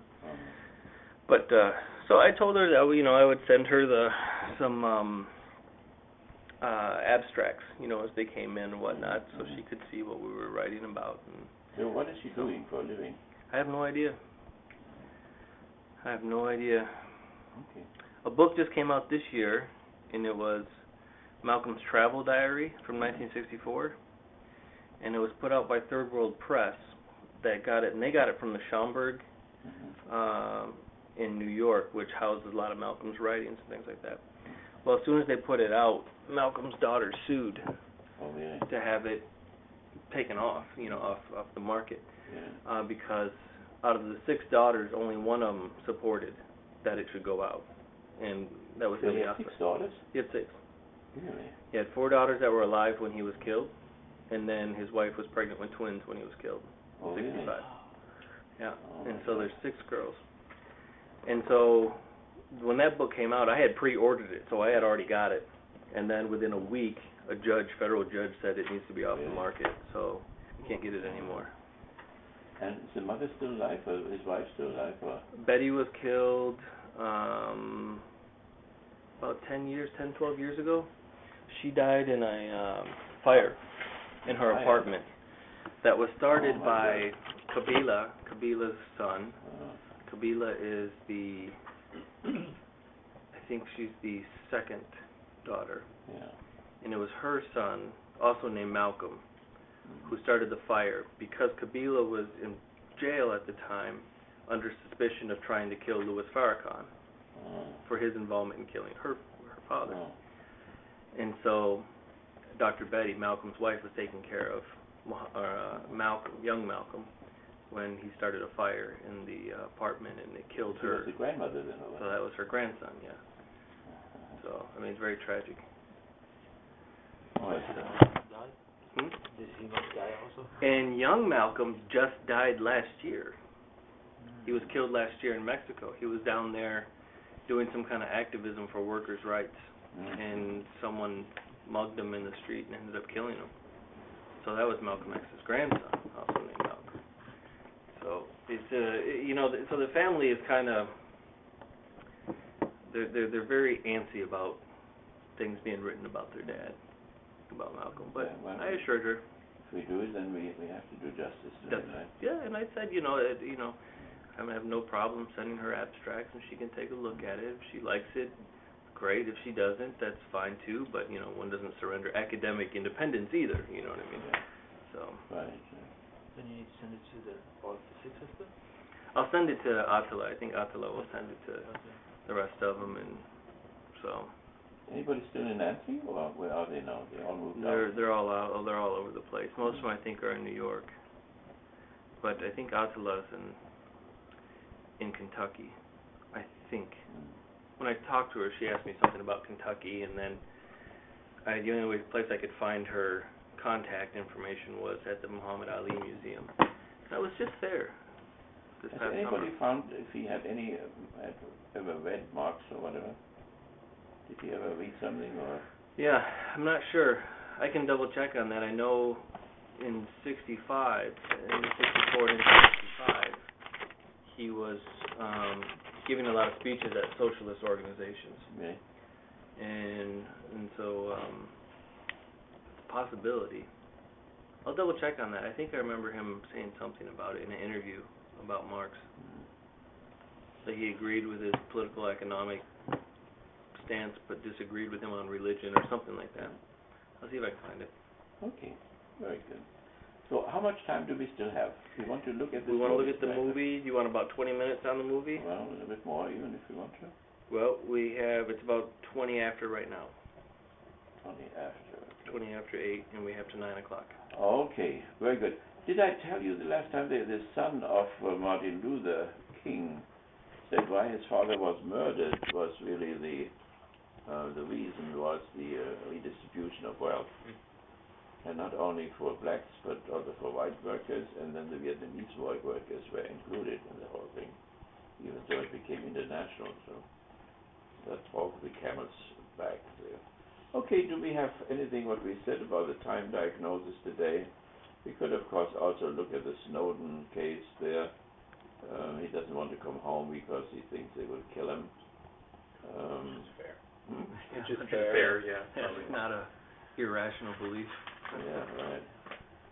But there are several of those, and one was in the military. He has been sentenced for several years imprisonment, wants to have a sex change now. But one of them committed suicide, so it is somewhat more. It's not on the left, really. It's a more libertarian type of thinking, but it is something like a youth move today. It's a rebellion to break out, out of the social security state and the capitalistic system in a certain sense. And but what is important for us is that he stands for fundamental values which the bourgeoisie had when it started, namely the idea of that everybody should participate, nothing should be secret, and so on. The citizens should know what their government, transparency, and so on. So they all have that in common. And the irony is that the same third estate, which brought these ideas into the world of transparency, when somebody pushes for that transparency, then he suddenly becomes the enemy number one in the whole thing. So the Soviets are the Soviets, but the Russians, Putin, treat them quite well, I think, at the moment. So we mentioned already in terms of philosophy of history, that we, as a hypothesis there, take, that the Slavic world has really moved to the front, and the American world as well, and so we discussed that several times. And therefore, when we look at the news there, it would be good to see where cooperation takes place. So it's the Olympics now, there are American forces and so on are working together with the Russians and goes back and forth. So that is a good thing. Also in Syria, they have worked together, and in Iraq, not Iraq, in Iran, they have worked together. So instead of fighting each other, but the main thing, the task which they have to accomplish is to reconcile this personal autonomy and so on with the solidarity, which the others in Russia are a little bit stronger on that, but we are stronger on the autonomy thing.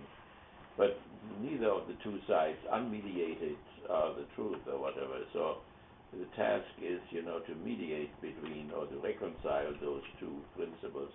And you can see that very clearly when they, for instance, don't want to have food stamps and so on. That means not enough solidarity.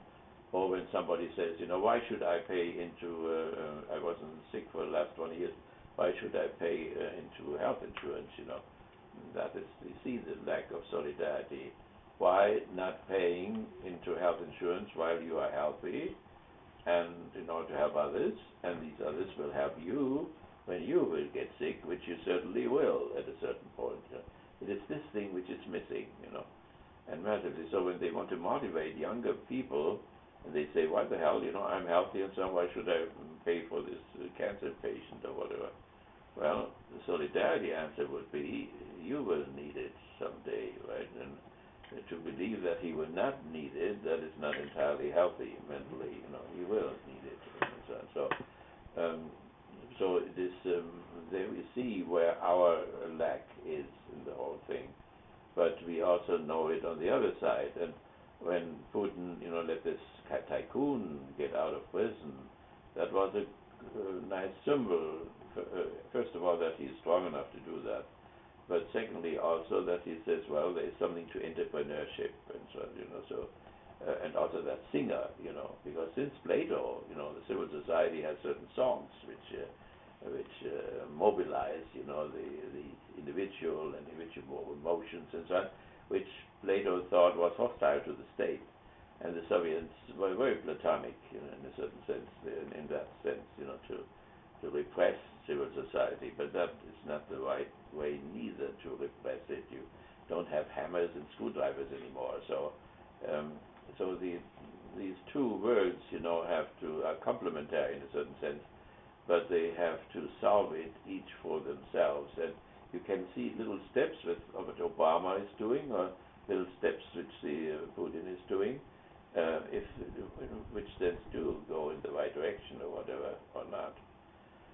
Okay, so the Snowden thing, that they took him over there and that he is not allowed to agitate against the United States, Putin made sure that was one of the conditions. That is nice. He doesn't get asylum there in order to fight from there against the United States, and but that he can be there, and when he can go home, that that would be good. But so far it doesn't move. They want him to come here and declare himself to be guilty, and then they would talk with his lawyers or whatever. This is not a good deal, so that will not happen. And his father said he should stay there, and there were some pictures. They seemed to treat him nicely over there, and he can learn some Russian in the meantime. If he could come home, it would be nice. But the national security state, is I think the compromises which Obama will make, they will not get very far, because the threat which they feel from terrorists or somebody else makes it necessary. I think it will just look a little bit better later on, the national security state, but it will still continue to do the work. And that has something to do with being the front runners there.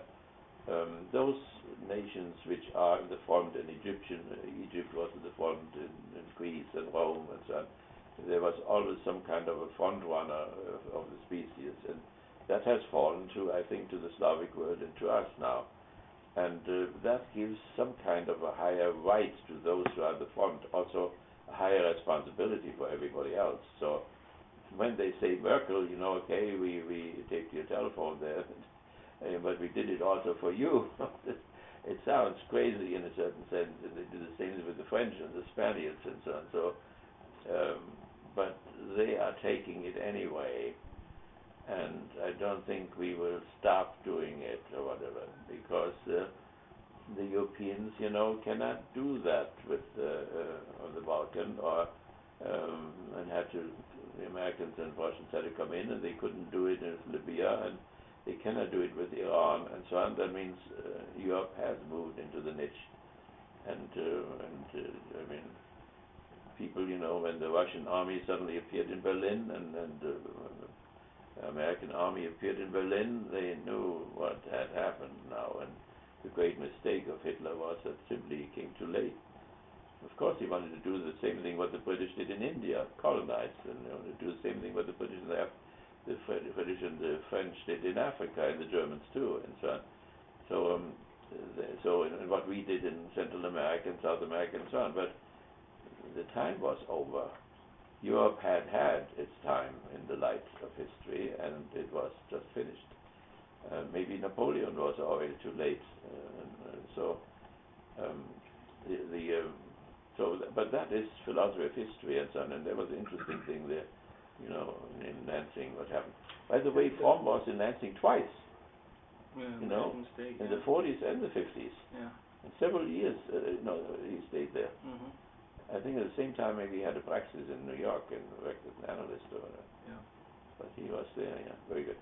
Isn't there a problem with that thought, though, in the fact that it's a very Eurocentric version of history? If you look over virtually every area of the Earth at some point has had a dominant power, but if you only learn the European history, then you go, we need to find new places like America. Yeah. I mean, is there not a problem with that? You mean my position, or not my position, but this history of position, philosophy would be Eurocentric or whatever? Well, it's Western-centric, where has not had dominant power, but even, you go into Central America. Well, Central America, you go back far enough in history, you have dominant powers in those areas. Yeah. I mean, they had, civilizations of some might in those areas. To say that those were not powers, simply interpreting a history based on European colonialism. Yeah, no. I mean, but they would say Mesopotamia, was once in the front, and Persia was once in India and China, and so on. So that would be. But, it's a philosophy of history, so Habermas rejected it completely. It cannot be done anymore, so. With Habermas, good. Yeah, right. And so with Hannes, it would be the same thing.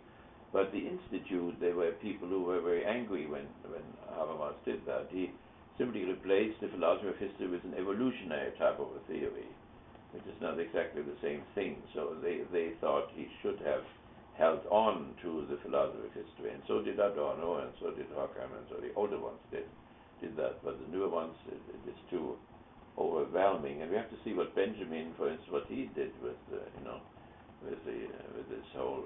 It's practically from Kant to Hegel, the Fichte and Schelling, that is this view, and it would say, for instance, that China, no matter how good it does economically, it doesn't do so at the moment, it can never move to the front again. So whoever went into the niche stays in the niche, goes under completely, or just plays golf from now on, and has a good time. It's when you are in the niche, you don't have the responsibility. Your military budget is much smaller, and ours is 10 times as much as the next one has it. So, and I think the Russian one is very high too at the same time. So, but when you come to concrete things, so I have to think if I will go back to Yalta. There's a horrible upheaval there. And my position would be, that Ukraine should go with a Slavic word and should not join the European Union.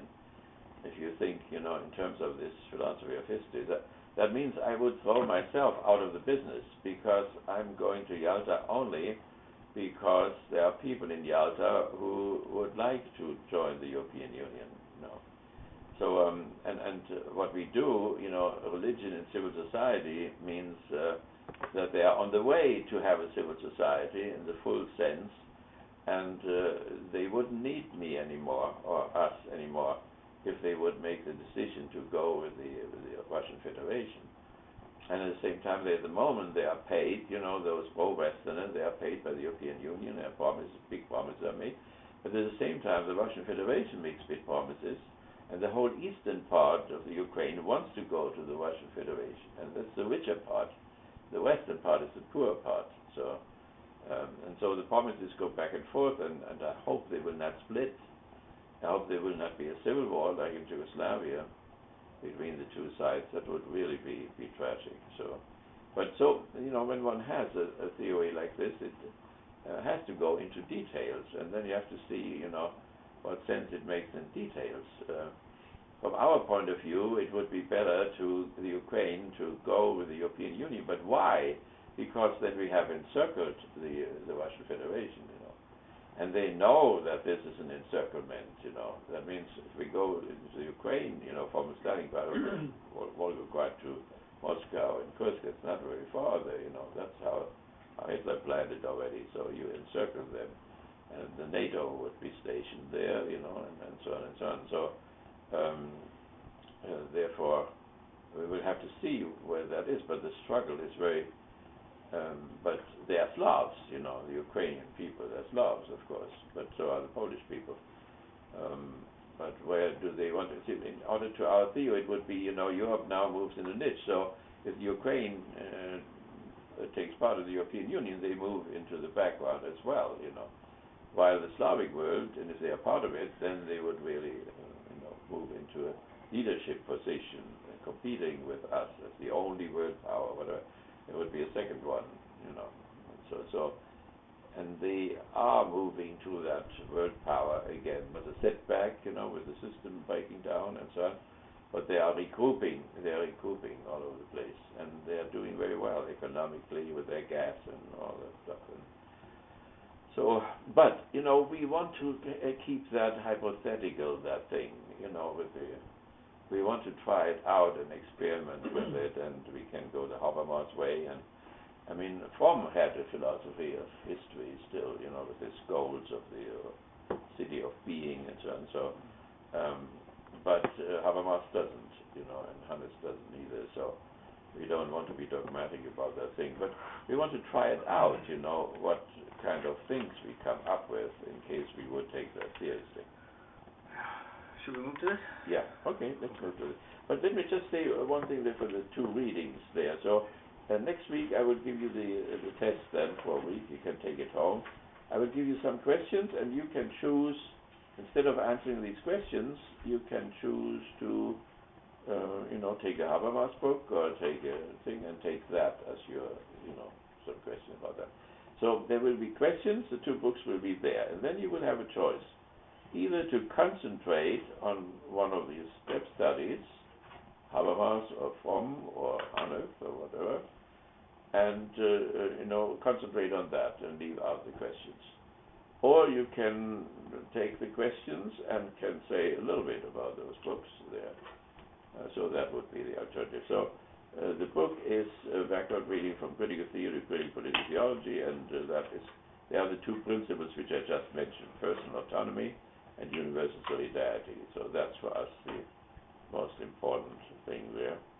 And depth study, you can take something from Fromm, and I have some here, or you can take something from Habermas, or you can take something from Hannes. But if you want to take another one, that is fine too. You're not limited to that.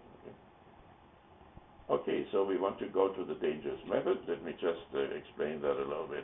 The dangerous method is analysis, right? It's psychoanalysis. So it's Freud's method, really. Freud's method, how Freud is in the movie, so he shows his same method. And Jung took over that method and modified it a little bit, so it's psychoanalysis. That is a dangerous method. You could also say, as far as Marx is concerned, that's also a dangerous method. Dialectics, and we repress both of them. And so we are talking about something which in the American culture has been pushed to the side. So when we visited the psychoanalyst here, I take my class to the hospital. They always tell them to keep the class, but they never keep them. So, but nevertheless, we asked them, can you still learn something from Freud? And they were very quiet about this. And one said, well, Freud is that guy who talked about opium of the people. No, that was Marx. It was very embarrassing, the whole thing. So I had again today, I'm so sorry that these doctors don't get any real education beyond their medicine, and that they are so simple in a certain sense. When you have some broader questions, about themselves even, in their own method. So that is the dangerous method, and so we will find out why it is dangerous, why the Freudian method is so dangerous, and why the dialectical method is so dangerous, so that we have repressed both of them. What makes it so dangerous? So let's look at this. Hey, Rui, real quick, do you remember when the whole controversy about the New York mosque was coming up there? They're going to build a mosque so many blocks away. and you're talking about Fox News, and Fox was the main instigator of all these, protests against them. Yeah, right. And then they kept talking about how they know it's a terrorist organization because the funding is coming from Prince Walid bin Talal of Saudi. Really? Right? And so they kept saying over and over and over again, Prince Walid bin Talal, he's behind the whole thing, And then all of a sudden, zip, silent. One day, they never mentioned Prince Walid anymore. Yeah. And you know why? Did they find out? They gave him a call and reminded them Really? that he's the second largest stockholder in Fox News. Done. Oh boy, yeah. So, stockholders might not be owners, but apparently they have some power. Yeah. Well, you have to own enough they stock. definitely. Yeah, if you own enough stock, yeah. Right. If you're just in your 401k, it doesn't count. But if you That's own, right, yeah. If you own half the company, yeah. Yeah, it's Rupert Murdoch and Prince Walid bin Talal, and that was it. That's all it took. Yeah. Listen, can you take that jamming out of They the say way? keep your enemies close, right? I think Okay, is it one of too the hot for you? Is it okay there? Do you feel good there? Yeah. One of the most wealthiest men in Saudi, in the kingdom, isn't he? Prince Walid. Probably I think he's fill a shop at houses. I think he is the sixth one in the world. No? Yeah, I wouldn't doubt it. So he's definitely probably one of those 85, Yeah. Yeah. Well, you have to get all the propaganda first. All the propaganda. Used to it. every time I steal a movie from the internet, they have no propaganda. It's fun. Is it gone? They took it away. Now, this is an adult movie. No, you have to be. That's what you tell all the students, right? It's an adult Yeah, movie. right. She can't Well, handle. I did show it to the students, so they must be adults, Yeah. Hopefully. They better. All that means is there might be a few boobs in it. I have a note from my mother. Yeah, right. Tomorrow I take it to the rabbi.